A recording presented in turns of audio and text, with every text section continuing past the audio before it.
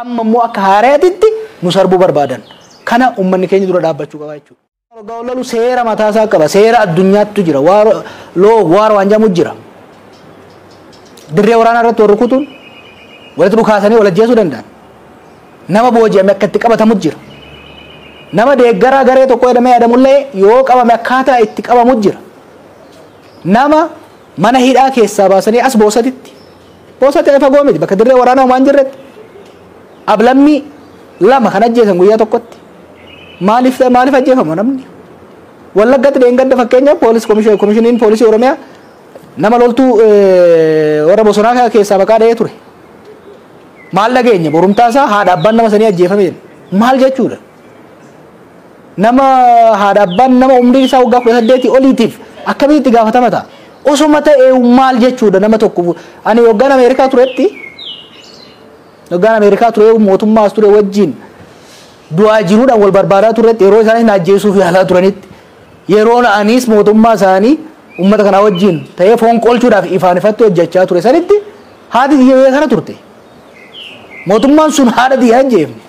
Maaliif haadha diyyaa akkamitti yakkaan seenuu danda'uuf maatiin kiyya akkamitti itti gaafatama? Nama mana hidhaatii baasanii ajjeesuun maal jedhama? Waa'ee gabaasni Amnesty International kanarraa xiqqoo sharee kan agarsiise. Gabaasni guyyaa guyyaan yeroo dheeraaf baay'isee waa'ee dhoksaa miti beeke. Dhoksaa miti. Tureera waggaa darbirraa kaasee pireezidaantii Shimallis ragaa ba'uu danda'a. Waan deemaa jiru kana yogguma isin reefu eegaltu waan akkanaa kan ammumaa dhaabsisaa. Qaamni nageenyaa aadeeffachuu hin qabu. Namni reebamuu hin qabu, toorchar ta'uu hin qabu, namni ajjeefamuu hin qabu, seeraa ala hidhamuu hin qabu.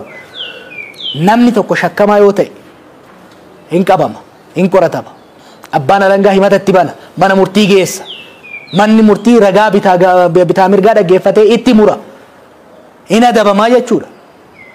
Yakki isaa guddaa ta'ee haaduu yoo jedhames ka itti murteessu poolisii yookiin loltuu tokko osoo hin taane mana murtiitii jechuudha.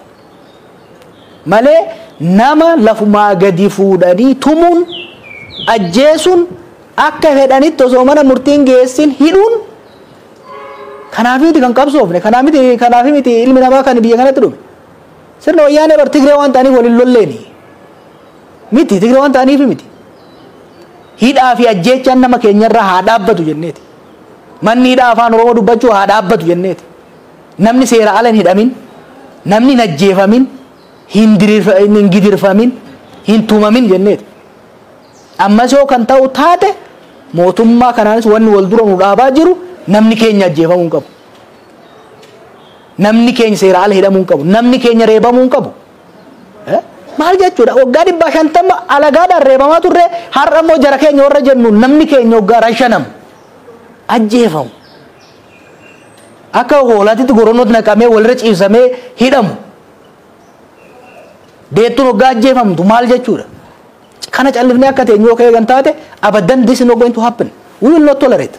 Gaafa wayyaanee isin callifne har'as hin callifnu jechuudha. Kana beekuu qaba qaamni dhimmi ilaalu kamiyyuu. Dhumarratti waan si gaafadhu qaamoleen mootummaa yeroo garaagaraatti warri karaa kaasuu barbaadan aangoof jecha dantaa siyaasaaf jecha warri fincilaa kaasuu barbaadan jedhanii warri hamatan ni jiranii warra kana eeruu baatanilleedha. Kanarratti yaadi kee maali? Paartii biyya bulchuu wajjin garaagarummaa ilaalchaa qabna. Gaagamni siyaasaa biyya kana akkamitti furamuu qaba kan jedhu irratti garaagarummaa ilaalchaa qabna wal mormaa jirra. Gaagama heera mootummaa uumame akkaataan isaan ittiin deeman sirrii akka hin taanee fi mariif waliigaltee qofaan akka ta'u wal mormii qabna. Kun hojii siyaasaati waan biraati kun. Kuni falmaa siyaasaati. Kuni atakaaroo siyaasaati.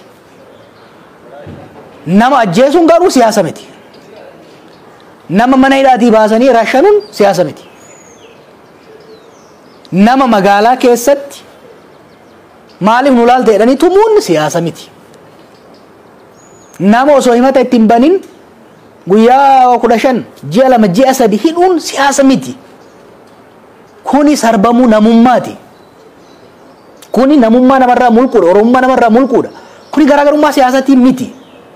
Tokko kana lammaffaa waa'ee fincila itti beeyna. Mormiis itti beeyna. Itti guddanne itti dhalanne itti guddanne hin dhaalle. hin fincilla yoo jenne ummanni kun finciluu qaba jennee gaafa murteessine hin goone hin labsine kun rakkoon qabu kana yoo shakkan nu eeguu qaban rakkoon hin jiru. Wanni dukkana keessa deemnee fafakkeessaadhaan duuba deemnee jennuuf hin jiru labsaa turre kaleessas nu beeku labsaa turre hoggaa labsin immoo guyyaa isaa bakka isaa naamusa hordofamuu qabu tarsiimoo hordofamuu qabu. Code of conduct clear lafa keenyatti kan ittiin deemaa turre gara fuulduraas hin goona kana beekuu danda'uu qaban. Hin goona yoo adeemsi seeraaf sirna adeemsi dirree siyaasaa keessatti godhamu hin danda'amne ummanni sun mirga isaa deebisuudhaaf finciluu qaba jennee gaafa murteessine hin labsina kana. Akka amma isaan yaadanitti biyya keessa waan jiraniif kanan godha yoo kajaan taate isaan wrong. Nuti qabsaa'ota qabsoo biyya kanas kan galle qabsoo fi biyya ala soggaa turre qabsoo irra turre jechuudha. Kanaaf siyaasa fafakkeessaa keessa seenuu barbaadu. Ammatti kan mootummaa gaafachaa jiru clear and clear. Kuni gaafii siyaasaati miti. Gaafii lubbuuti. Ilmi Oromoo intalti Oromoo har'as gadaa kana keessatti ajjeefamuu hin qaban. Seera ala hidhamuu hin qaban. Torture ta'uu hin qaban dhaabbachuu qabaadha jechuudha. Kun kana dhaabuun immoo hunda caalaa mootummaadhaaf faayidaa qaba. Mootummaan kanarratti fuulleffatee irratti hojjetee humna keessattuu haaraa leenjisee bobbaase kana uummatarraa kaasee mooratti deebisee leenjii sirnaa leenjii poolisummaa ogummaa poolisii naamusa poolisii eeysisee deemuu danda'uu qaba. Waan isaan dubbatan jira. Olaantummaa seeraa kabajnyaadhaan. Gaafiin uummataa har'as gaafa wayyaanes olaantummaan seeraa haa eeggamuudha bara. Olaantummaa qawwee osoo hin ta'in olaantummaa namtakkee osoo hin ta'in olaantummaa seeraa. Olaantummaa seeraa kabajuu keessaa inni guddichi mirga namoomaa keessaa inni guddaan mirga lubbuun jiraachuuti. Lubbuu namaa bakkuma hundatti cinaa rasaasan cinaa tumaa dhabamsiisaa olaantummaa seeraa dubbachuun qaanyiidha. Olaantummaa seeraa jechuun nama tumuu dhabuudha gidirsuu dhabuudha. Olaantummaa seeraa jechuun akkaataa heera mootummaa naannichaatiin federaalaa taa'ee alatti nama hidhanii tursiisuu jechuu miti. Olaantummaa seeraa kabajuu jechuun karaa seeraatiin nageenya biyyaatii fi uummataa eegsisu jechuudha. Qaamni mootummaa lubbuu namaa ajjeesu nama qabee tumu gadirsu seera malee mana hidhaa keessatti ukkaamsee tursiisu mana namaa gubu olaantummaa seeraa dubbachuu hin danda'u. Ani qondaala mootummaa tokko yoon ta'e waadaa ittiin gallu jira bara. Qondaala mootummaa naannoo Oromiyaa taatee gaafa shuumamtu caffee duratti heera mootummaa naannoo kanaatiif kan biyya kana kabajuu fi kabachiisuudhaaf. It's not one way street. Kabajuu fi kabachiisuudhaaf. Kabajee kabachiisuudhaaf. Seeraaf heera biyya kanaa nama kabaje qofatu olaantummaa seeraa kabachiisuu danda'a.